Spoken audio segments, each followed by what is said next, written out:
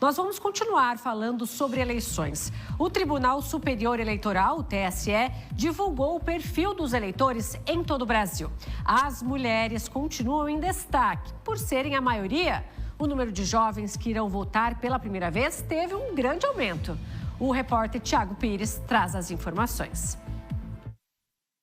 As mulheres catarinenses em maioria no processo político de 2024. Esse é um dos destaques do perfil do eleitorado do estado, que chega a 5.640.659 pessoas aptas a votarem nas eleições municipais.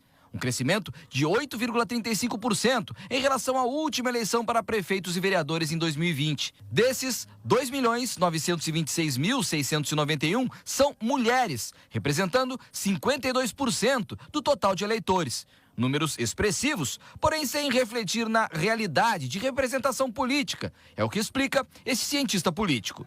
Esse dado nos impressiona e é bastante positivo, né? Nós temos aqui ainda insistir numa ideia de ter mais representantes mulheres, né? Ainda proporcionalmente, ainda é muito pouco pelo perfil do eleitorado. Ainda é muito pouco. Nós ainda não temos dado a possibilidade das mulheres darem acesso reais às candidaturas, né? Elas participam, elas hoje têm um gasto de campanha próprio para elas, mas isso ainda não representa o ideal da urna, né? O que tornaria a democracia muito mais diversa. E aí, bora votar? Das mulheres ao primeiro voto. Através de campanhas realizadas pelo TRE e TSE, o Bora Votar despertou a importância dos jovens fazerem parte do processo. Até então, cerca de 15 mil jovens entre 16 e 17 anos estavam aptos a votar. Para essa eleição, quase 41 mil eleitores dessa faixa etária irão às urnas. Um aumento significativo, comemorado pelo Tribunal Regional Eleitoral. O jovem, ele tem interesse no processo político. E a Justiça Eleitoral fez essa provocação, eles atenderam o chamado e tivemos um incremento no número de eleitores menores de 18 anos. Além das campanhas, o cotidiano das famílias nos últimos anos tem a política mais presente. Seja nas conversas em casa, na escola, grupos de WhatsApp e redes sociais. E segundo Roberto, isso também foi um fator determinante nesse crescimento. A política passou a ser pauta do dia a dia, né? A política não é um tema que você precisa aprender, né? Ela é vivenciada no dia a dia e obviamente que nos últimos tempos isso foi muito polarizado e isso faz com que o interesse do jovem desperte cada vez mais, né?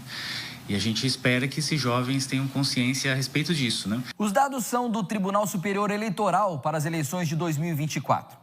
O perfil mostra ainda que o maior número de eleitores tem entre 45 e 59 anos. Agora, em relação ao grau de instrução, a maioria tem ensino médio completo, representando 26,73% do total, e apenas 1,15% são analfabetos.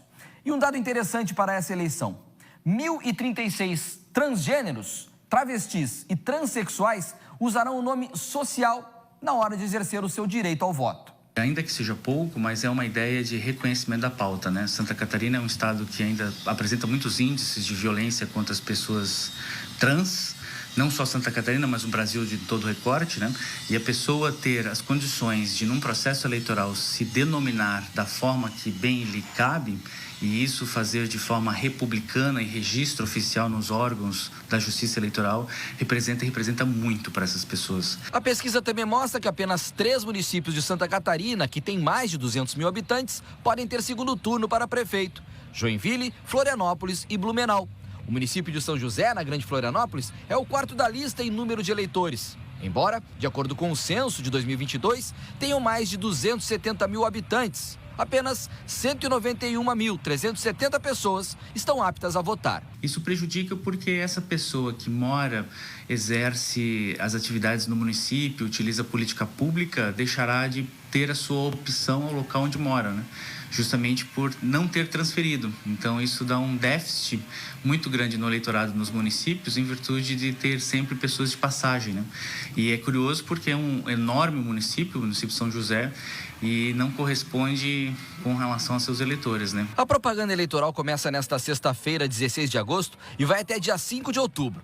As eleições este ano serão no dia 6 de outubro, e nas cidades que tiverem segundo turno, será no dia 27.